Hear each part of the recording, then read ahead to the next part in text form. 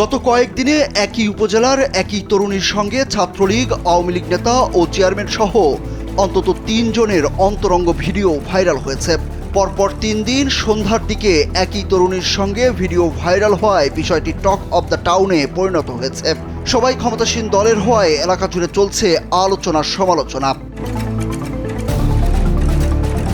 বরগুনার তালতলী উপজেলা ছাত্রলীগের সাধারণ সম্পাদক মিনহাজুল আবেদিন মিঠুর আপত্তিকর ভিডিও ভাইরালের পর একই তরুণীর সঙ্গে ভাইরাল হয় পচাকোরালিয়া ইউনিয়ন পরিষদের চেয়ারম্যান রাজ্জাক হাওলাদারের। এবার ওই তরুণীর সঙ্গেই অন্তরঙ্গ ভিডিও ভাইরাল হয়েছে নিশানবাড়িয়া ইউনিয়ন পরিষদের চেয়ারম্যান ডক্টর কামরুজ্জামান বাচ্চুর। সেলফিন অ্যাপে দেশ বিদেশের যে কোনো জায়গা থেকে অ্যাকাউন্ট খুলতে পারবেন কোনো ঝামেলা ছাড়াই। সেলফিন, আগামীর ব্যাংকিং। ভাইরালে 1 মিনিট 10 সেকেন্ডের ওই ভিডিওতে দেখা গেছে লঞ্চের কেবিনে চেয়ারম্যান কামরুজ্জামান বাচ্চু ওই নারীর সঙ্গে বেশ অন্তরঙ্গ অবস্থায় সময় কাটাচ্ছেন। তবে ঘটনা আঁচ করতে পেরে গত 12 April chairman doctor Kamruzzaman Bachchu বাদী হয়ে পর্নোগ্রাফি আইনে একটি মামলা দায়ের করেন। মামলার 1 নম্বর সাক্ষী করা হয় ওই তরুণীর সঙ্গে ভিডিও ভাইরাল হওয়া পচাকোরলিয়া ইউনিয়ন পরিষদের চেয়ারম্যান আব্দুর রাজ্জাক হাওলাদারকে।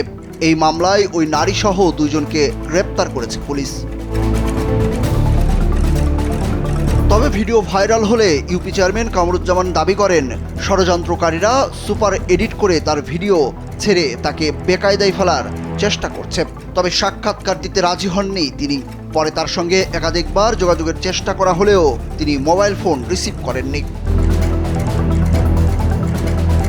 এ বিষয়ে বরগুনা জেলা গোয়েন্দা শাখার ভারপ্রাপ্ত কর্মকর্তা বশিরুল আলম কালবেলাকে জানান, এ মামলায় 2 জন জেল হাজতে আছে।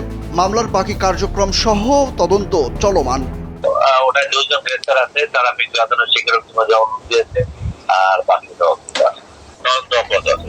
দলীয় নেতাকর্মী এবং স্থানীয়রা বলছেন, এসব জনপ্রতিনিধি এবং নেতারা যদি তাদের লোভ লালসা ঠিক রাখতে না পারে তাহলে পুরো এলাকার মানুষ কার ওপর ভরসা করবে। তাদের এসব কর্মকাণ্ডে পুরো উপজেলা লজ্জিত। তাদের সবাইকে বহিষ্কারের দাবি জানান তারা। সুরজ আহমেদ, কালবেলা।